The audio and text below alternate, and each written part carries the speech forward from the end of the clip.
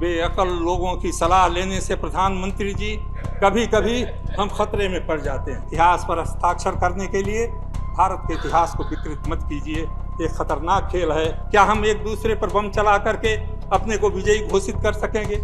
लाहौर पर जो बम गिरेगा तो अमृतसर का क्या होगा? अणु शक्ति को बढ़ावा देना, इसके बदले पर बम बनाने की बात करना आज दुनिया के सामने एक नासमझी की बात है कि अमेरिका के पास दुनिया में सबसे अधिक अणु बम है।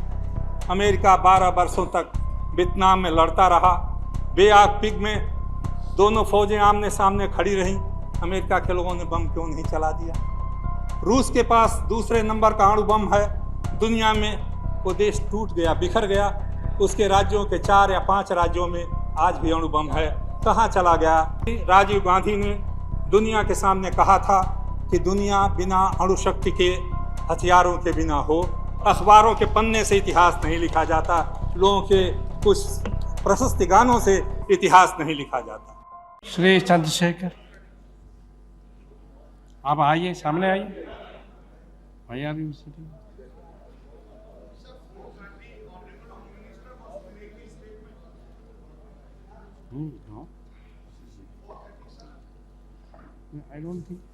सभापति जी, मैं प्रारंभ में कहना चाहता हूँ कि मैं परमाणु बम की राजनीति के विरुद्ध हूँ।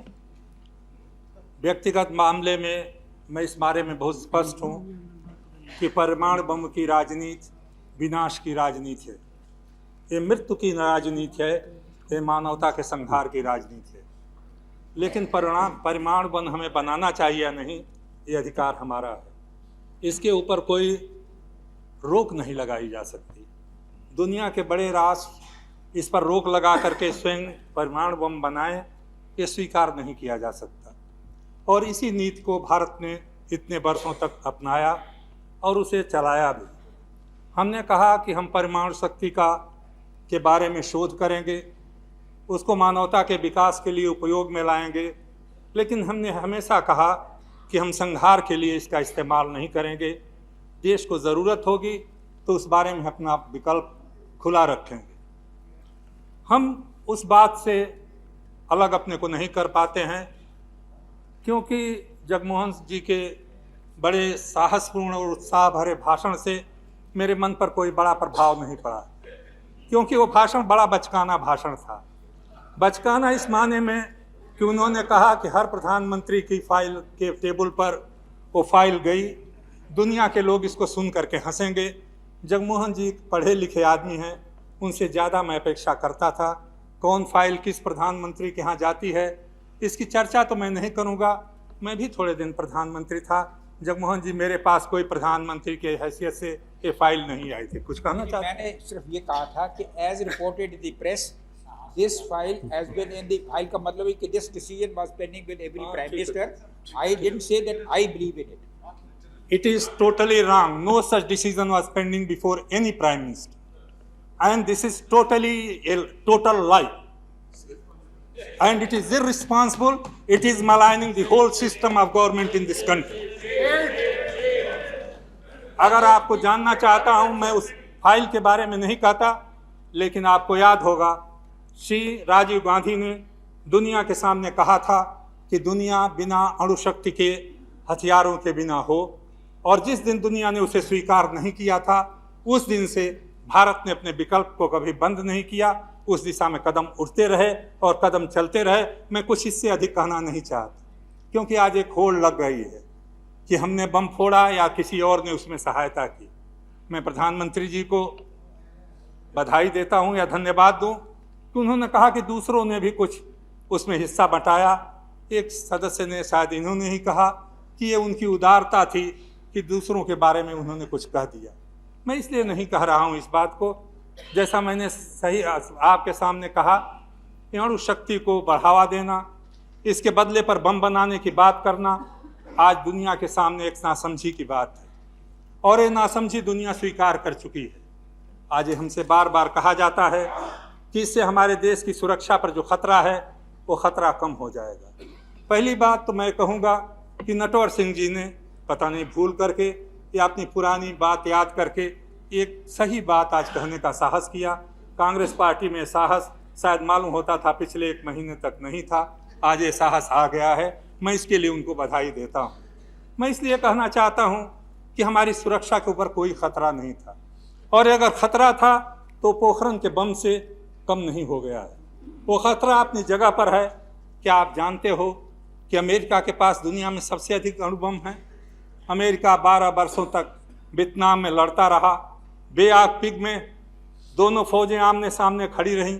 अमेरिका के लोगों ने बम क्यों नहीं चला दिया? रूस के पास दूसरे नंबर का अणुबम है दुनिया में, वो देश टूट गया, बिखर गया। उसके राज्यों के 4 या 5 राज्यों में आज भी अणुबम है। कहाँ चला गया? 12 हो 11 हो, हम उसमें नहीं जाते। अणुबम से सुरक्षा नहीं बढ़ती। अणुबम की बात करके, सुरक्षा पर खतरा बंद करके आपने देश के लोगों का मनोबल नहीं बढ़ाया है। देश के लोगों के सामने एक कल्पनित आपने खतरा पैदा किया है अपना बाहुबल पुजवाने के लिए। ये कोई अच्छी बात नहीं है। राजनीति में अभी कहा गया हमने इतिहास पर हस्ताक्षर कर दिए। इतिहास पर हस्ताक्षर करने के लिए भारत के इतिहास को विकृत मत कीजिए। ये खतरनाक खेल है, क्योंकि इतिहास बड़ा क्रूर निर्णायक होता है। इतिहास कोई 1 दिनों में नहीं लिखा जाता, अखबारों के पन्ने से इतिहास नहीं लिखा जाता, लोगों के कुछ प्रशस्ति गानों से इतिहास नहीं लिखा जाता। मैं जानता हूँ ये बात, इसलिए मैं कह रहा हूँ कि एक और दुनिया के लोगों ने अणुबम के सहारे सुरक्षा की कल्पना को अस्वीकार कर दिया है। शायद आपको ये मालूम नहीं, आप बहुत नोट बना के ले आए थे। आज दुनिया ये भी मानती है कि हिरोशिमा में बम गिराने की ज़रूरत नहीं थी। उसके पहले जापान आत्मसमर्पण करने को तैयार था। आज अमेरिका के लोग भी ये कहते हैं कि वो बम नहीं भी गिरता तब भी वही हादसा होता या वही फल होता उस लड़ाई का जो जापान में हुआ था उसके बाद। लेकिन आज भी फिर उसी बात को कहते जा रहे हैं। मैं उन बातों को दोहराना नहीं चाहता जिसको नटवर सिंह ने कहा, लेकिन कौन नहीं जानता पिछले 8-10 वर्षों में हमारे देश के और चीन के रिश्ते अच्छे बने। पाकिस्तान के साथ हमने संबंध सुधारने का प्रयास किया। हमारे मित्र गुजराल साहब आज बहुत दुखी होंगे, क्योंकि उनकी गुजराल डॉक्ट्रिन पता नहीं कहाँ चली गई। मैंने तभी उनसे कहा था कि डॉक्ट्रिन मत बनाइए, ये डॉक्ट्रिन बहुत दिन चलने वाली नहीं है। आज अटल जी आपको भी मैं कहता हूँ कि पुरुषार्थ का ये ढोंग पीटना ये देश के लिए खतरनाक होगा।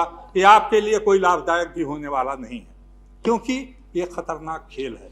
दुनिया में अगर ये होड़ लग गई, और जो होड़ है अगर इस उपमहाद्वीप में होड़ लग गई जैसा आज दिखाई पड़ता है, तो पता नहीं इस उपमहाद्वीप का क्या होने वाला है।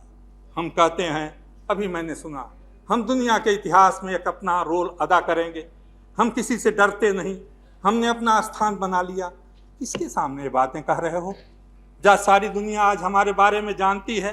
मार्च 1997 में सभापति जी हमारे देश पर 91 बिलियन डॉलर का कर्जा था। 15 बिलियन डॉलर का कर्जा हमारे और लोगों का था जो NRIs हैं, और दूसरा 102 बिलियन डॉलर का कर्जा लेकर के आज हम दुनिया को एक नई राह दिखाने के लिए एक नए संकल्प के साथ चल रहे हैं। अणुबम से कोई फायदा हो या नहीं हो, जिस दिन से इस अणुबम को फोड़ा है आपने, रुपए की कीमत डॉलर के उसमें 2 रुपया कम हो गई है। 112 बिलियन डॉलर आज कर्जा इस देश के ऊपर और लग गया। 212 बिलियन डॉलर और बढ़ गया है। ये बात आप देश को क्या बता सकते हो? ये 212 billion dollar Bharatiya Janata party नहीं देगी, समाजवादी पार्टी नहीं देगी, चंद्रशेखर और गुजराल और शरद पवार नहीं देंगे। ये पैसा देश के गरीबों के लोगों के पॉकेट से आएगा। कहते हैं पैसे की कोई कमी नहीं है। मैं नहीं जानता हमारे मित्र जसवंत जी कहाँ हैं, उनके ऊपर क्या गुजर रही होगी। अणुबम की सराहना करते करते वो कहाँ सोच रहे होंगे कैसे संतुलित कर बताएं उस बजट को। ये समस्या है। आज ये समस्या सुरक्षा की नहीं है। आज ये सुरक्षा की अगर समस्या होती तो हम इस देश के मनोबल को ऊंचा करने की कोशिश करते। हमारे सामने वो उदाहरण था। दुनिया के लोगों ने कहा कि अणुबम डिटरेंट हो या न हो, वियतनाम के लोगों का मनोबल अणुबम का एक डिटरेंट था। क्या उसकी ओर कभी आपने ध्यान दिया है? क्या भारत की जनता के भूखे प्यासे लोगों की ओर आपकी निगाह जाती है? इस संसद में बैठ करके हम इस बात के लिए श्रेय लेना चाहते हैं कि हमारा भी उसमें थोड़ा कंट्रीब्यूशन था, हमने भी अणु बम बनाने में थोड़ा साथ दिया था। और मुझे आश्चर्य होता है, सरकारी पार्टी उसका श्रेय लेना चाहे तो ले, विरोधी पार्टी के लोग भी इसमें जैसे होड़ में लगे हुए हैं। ये खतरनाक खेल है अध्यक्ष सभापति जी, और इस खतरनाक खेल में हम सारे देश को झोंकते जा रहे हैं। इससे हमें लगता है कि हमारा भविष्य एक भयावह संकट की ओर चला जा रहा है। मैं एक बात और आपसे कहना चाहूँगा सभापति जी, हम क्या चाहते हैं इस उपमहाद्वीप में? क्या हम एक दूसरे पर बम चला करके अपने को विजयी घोषित कर सकेंगे? लाहौर पर जो बम गिरेगा तो अमृतसर का क्या होगा? हम कहते हैं, हमारे मित्र जॉर्ज फर्नांडिस, हम लोग पुराने समाजवादी लोग हैं, हम बोलने में बड़ा विश्वास रखते हैं, और वाणी की स्वतंत्रता हम लोगों का जन्म सिद्ध अधिकार है। लेकिन हम लोग ये भूल जाते हैं कि कभी कभी कर्तव्य के लिए वाणी को विश्राम भी देना चाहिए। इसलिए उनसे तो मुझे कोई शिकायत नहीं है, क्योंकि हम लोग उस परंपरा को भूल ही नहीं पाते हैं। वाणी खुली हुई हो, चाहे मौके बेमौके जो बोलना हो बोल दें, चाहे उसका परिणाम जो भी हो। अटल जी एक बार बड़ा बम बनाए, उसके बाद संतुलित हो गए। मैं उनको बार बार गुरुदेव कहता हूँ, तो मुझे बड़ी प्रसन्नता हुई संतुलित भाषा में जब वो बोले। लेकिन क्या हो गया आडवाणी जी को? वो भी ललकारने लगे, जैसे पुरुषार्थ की परंपरा इस देश में फिर से जग गई। हमारे मित्र भैरव सिंह शेखावत पोखरन की मिट्टी लेके घूमने लगे, उनको चित्तौड़ और हल्दी घाटी भूल गई, उनको भूल गई मीरा, उनको भूल गए वो अजमेर के ख्वाजा साहब गरीब नवाज, और उनको भूल गई राजस्थान की वो परंपरा। क्या इस मिट्टी को लेकर के, जिस मिट्टी में पता नहीं कोई विषाक्त कणु भी पड़े हों, उसको लेकर के कहाँ जाना चाहते? इस तरह लोगों के मन में जज्बात पैदा करके इस देश में एक गलत होड़ मत पैदा कीजिए। हथियारों की होड़ पैदा करके दुनिया के अनेक देशों ने, अनेक क्षेत्रों ने बर्बादी का माजरा देखा है। और क्या इस देश में भी यही काम होने जा रहा है? क्या हुआ दुनिया के दूसरे गरीब देशों में? इन्हीं बड़े लोगों ने इस तरह के उत्साह उनके मन में जगाए, और जगा करके एक दूसरे को लड़ाया, अपना हथियार बेचा। मैं नहीं जानता, कहीं किसी कोने से कहीं कोई हमको भी उकसा न रहा हो। मैं किसी के ऊपर कोई संदेह नहीं करता, लेकिन एक और अणुबम का विस्फोट होता है और दूसरी ओर CTBT पर दस्तखत करने की बात भी चलती है, तो मन में शंका पैदा होना कोई गलत बात नहीं होगी। लेकिन याद रखिए सभापति जी, अब कोई इच्छा नहीं है कि CTBT पर हम दस्तखत करते हैं या नहीं करते हैं, करें न करें, दुनिया हमारे इरादे को जान गई।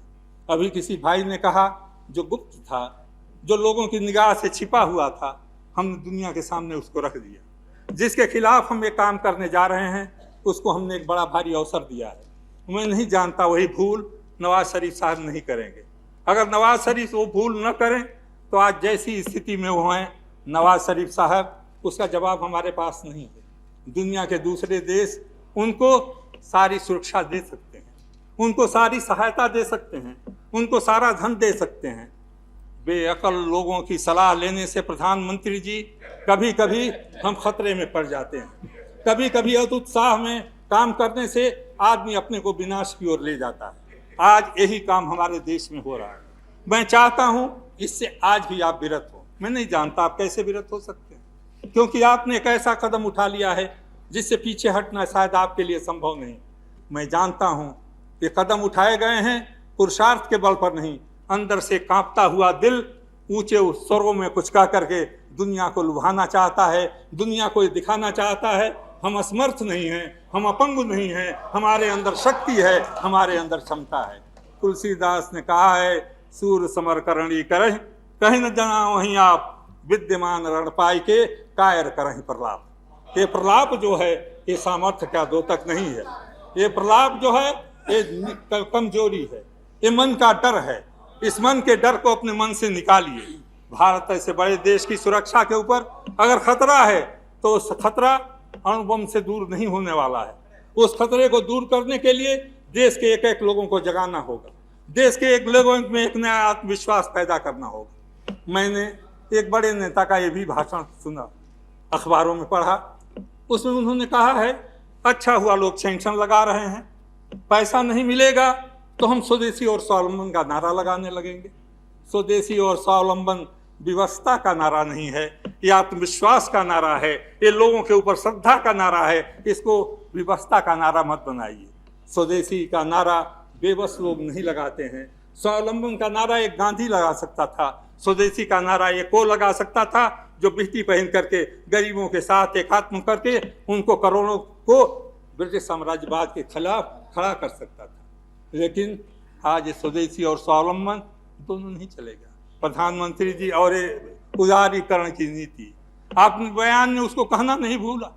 एक और अमेरिका का मुकाबला करना है, एक और दुनिया के बड़े देशों का मुकाबला करना है, एक और विश्व बैंक को चुनौती देनी है, एक और अंतर्राष्ट्रीय मुद्रा कोष की हमें कोई परवाह नहीं है, और दूसरी ओर हर बयान में उड़ा रहे हैं बम, विश्वास दिला रहे हैं उदारीकरण की नीति चलती रहेगी। ये कौन सी बात है? ये क्या किसी राष्ट्र नायक की ये भाषा है? अगर आप जानते हो कि आप बम चला रहे हो, दुनिया के लोग आप पर सैंक्शन लगाएंगे, तो उदारीकरण की बात छोड़ो, आओ दुनिया के देश के लोगों के सामने अपनी परिस्थितियों को रखो, कठिनाइयों को रखो, देश के लोगों को तैयार करो। मैं नहीं जानता, हमारे मित्र नटवर सिंह जी बड़े जोरों से कह रहे थे हम आपका समर्थन देंगे, चाहे सैंक्शन लगे हम खड़े हो जाएंगे। कहाँ ये खड़े हो जाएंगे मुझे मालूम नहीं। उदारीकरण आपने भी स्वीकार किया था श्रीमान, अब उसका जो फल है भुगतने के लिए तैयार रही, और वो फल आसानी से वैसे भी भुगतना पड़ता, लेकिन हमारे गुरुदेव ने ये बम फोड़ करके उसके लिए अधिक जल्दी आपको तैयार कर दिया है। इस बात से आपको कोई गुरेज नहीं होनी चाहिए। उन्होंने आपकी सहायता ही की है, क्योंकि हम लोग तो चले जाएंगे सभापति जी, आने वाली पीढ़ियों के लिए हम क्या छोड़ करके जाने वाले हैं? इतनी जल्दी काम करके हम लोग स्वयं उसको भुगतना चाहते हैं, ये अच्छी बात है। नहीं तो किसी भ्रम में देश की जनता रह जाएगी शायद कि उदारीकरण से कोई बड़ी भारी सफलता, बड़ा भारी विकास, बड़ा भारी उत्थान होने वाला है, और उस उत्थान के बल पर देश एक नई दिशा की ओर जा रहा है। मैं सभापति जी बहुत विनम्र शब्दों में कहूँगा, मैं आलोचना के लिए नहीं कह रहा हूँ, मुझे एक भयंकर भविष्य दिखाई पड़ रहा है। मुझे ऐसा लग रहा है कि हम जाने अनजाने उस दिशा में जा रहे हैं जिसका ज्ञान हमें नहीं है। यदि हम दुनिया के इतिहास को थोड़ा झांक करके देखे होते, जरा रुक करके सोचे होते, जरा ये सोचे होते कि अगर 20-24 वर्षों तक ये विस्फोट क्यों नहीं किए गए, तो शायद हमें उन्हीं फाइलों के पन्ने में मिल जाता कि विस्फोट करना आसान है, उसके परिणामों को भुगतना कोई आसान नहीं होता। और उसकी क्या ज़रूरत थी? क्या वो विस्फोट जरूरी था? क्या अणु शक्ति में हमको सामर्थ्य देने के लिए उसकी ज़रूरत थी? हमारे वैज्ञानिक जो कर रहे हैं उसके लिए वो बधाई के पात्र हैं। लेकिन एक नई बात और चल गई है अध्यक्ष महोदय, केवल प्रधानमंत्री वक्तव्य नहीं देते हैं, केवल रक्षा मंत्री वक्तव्य नहीं देते हैं, सरकारी अधिकारी भी आजकल वक्तव्य देते हैं, और वो अधिकारी इस तरह का वक्तव्य देते हैं जैसे वो लड़ाई के लिए कल तैयार है। जनतंत्र में ये कैसे हो गया? हमने अडवाणी जी का एक भाषण अखबारों में पढ़ा था कि वो राष्ट्रपति प्रणाली लागू करना चाहते हैं। पता नहीं राष्ट्रपति प्रणाली कब आएगी, लेकिन अटल जी ने अपने कार्यालय में राष्ट्रपति प्रणाली लागू कर दी। सरकारी ऊंचे पद पर एक पार्टी के सदस्य को बैठा करके उन्होंने एक नई परंपरा को कायम किया है, और उन सदस्य को वो शपथ लिए हों चाहे न लिए हों उससे कोई फर्क नहीं पड़ता। लेकिन उनका जब टीवी पर मैं भाषण सुन रहा था तो मैं समझता हूँ अडवाणी जी भी उस जोश से नहीं बोल सकते जिस जोश से वो बीजेपी की सराहना कर रहे थे और कह रहे थे कि हम दुनिया को दिखा देंगे हमारे पास कितनी सामर्थ्य है। मत कीजिए इस काम को। जब आप कर लेंगे संशोधन संविधान में, जब राष्ट्रपति प्रणाली आ जाएगी, जब स्पाइल सिस्टम इस देश में लागू हो जाएगा, तब इन सरकारी कर्मचारियों को अधिक उत्साह के साथ अधिक खुल करके बात करने की आप छूट दीजिए, मुझे कोई एतराज नहीं। लेकिन मुझे ऐसा लगता है कि इसी सिस्टम को नीचे नीचे आप कुरेद देना चाहते हैं, इसी सिस्टम को आप नीचे नीचे तोड़ देना चाहते हैं। ये खेल अगर बहुत दिन चलता रहा तो इसके परिणाम बुरे होंगे। कि मत समझिए कि हमारे वीरता भरे भाषणों से दुनिया पर कोई प्रभाव पड़ रहा है। दुनिया हमारी मखौल कर रही है, दुनिया हमें हंस रही है। जो लोग आपकी तारीफ कर रहे हैं वो इसलिए कर रहे हैं कि इस बर्बादी के रास्ते पर और तेजी से चलें। मैं आया हूँ यहाँ पर केवल ये कहने के लिए अब भी समय है, चेतिए, ये बम नहीं, लोगों का मनोबल बढ़ाने की कोशिश कीजिए। उसी में भारत का भविष्य है। इस रास्ते से जितनी जल्दी आप विरत हों और इस देश को जितना जल्दी इस जज्बातों की दौड़ से छुटकारा दिला सकें, वो हमारे लिए, देश के लिए एक नए भविष्य का सूत्रपात होगा। धन्यवाद।